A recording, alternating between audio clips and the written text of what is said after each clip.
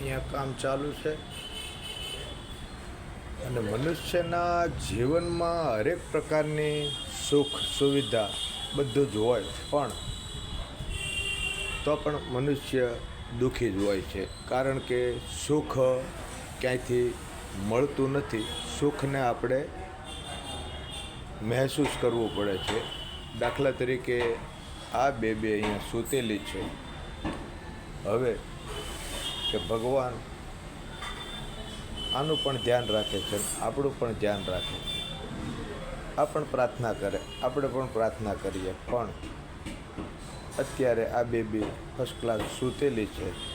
આપણે એને કીધું કે કંઈક તમને ગાડલું ગોદડું, તો એ લોકોએ ના પાડી. સુખ આ રીતે જ હોય છે.